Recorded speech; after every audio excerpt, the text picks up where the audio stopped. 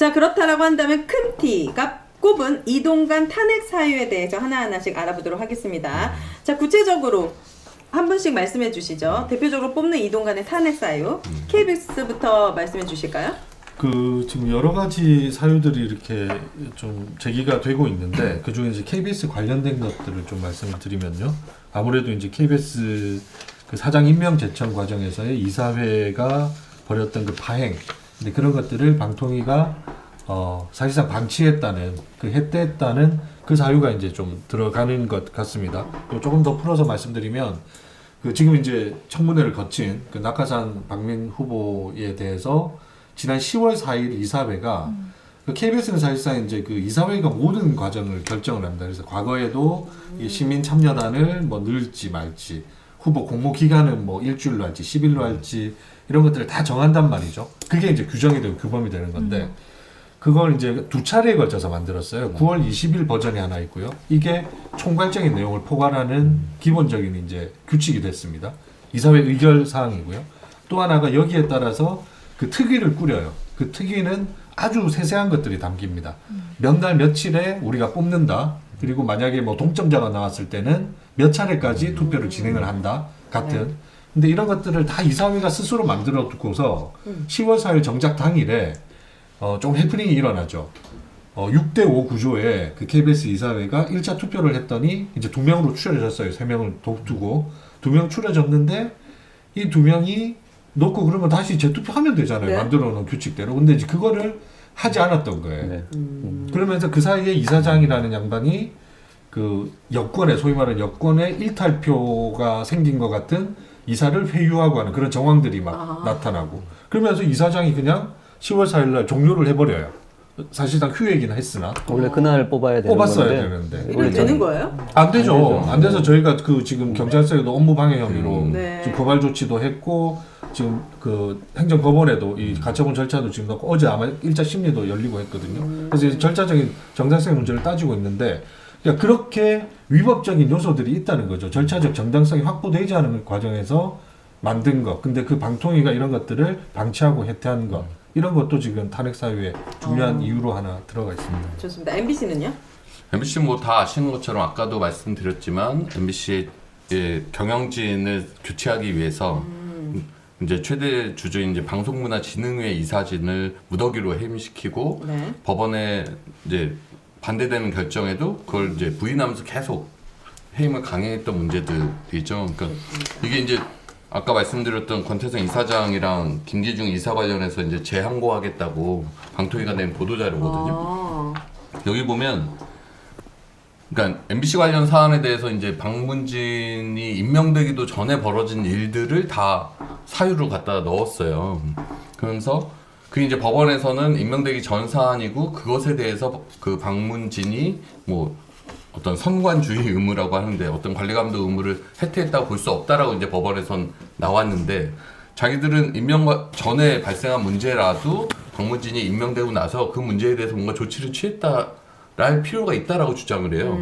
이 논리를 그대로 하면 김효재 직무대행 체제에서 이동관 방통위원장 되기 전에 KBS, MBC, EBS 공영방송 이사진을 한꺼번에 교체하는 초유의 일이 벌어졌거든요. 네. 근데 그 이동관 탄핵 사유 안 만들려고 김효재 직무대행 체제에서 다 처리해보려고 했던 거잖아요. 네. 그러니까 이것도 사실 논리적으로 말이 안 될 뿐더러 그거를 이제 임명 전이라고 쳐요. 그거는 그러면 이동관 방통위가 처음 임명되고 한 행위가 권태성 이사장을 해임시키고 나서 그 대신에 보궐이사로 김성근이라는 사람을 임명하는데 이 김성근이라는 사람이 MBC의 지난 적폐 기간에 경영진 중에 한 명이었고 법인카드 5천만 원을 부당 사용했다가 토해냈던 인물이에요. 거의 이동관 방통위원장이 임명한 거예요. 네. 그 다음에 권태성 이사장에 대해서 법원이 이제 해임을 집행을 정지한다는 결정이 나온 이후에도 네.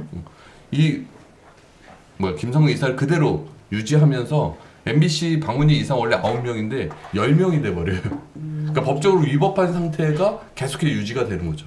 거기다가 또 권태성 이사장도 아까 얘기했듯이 해임이 집행 정지되는데 김기중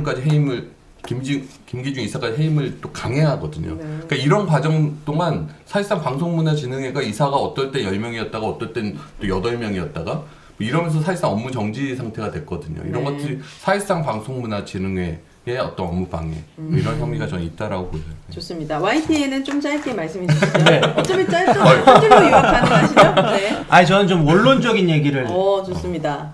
하고 싶은데 보세요. 이게 지금 앞서 설명해주신 KBS, MBC에서 벌어진 모든 일들이 이동관 방통위원장으로부터 비롯된 거잖아요. 근데 이동관 방통위원장은 그렇게 혼자 결정을 하면 안 되는 거예요. 방통이라는 그렇죠. 기관 자체가 그렇죠. 네.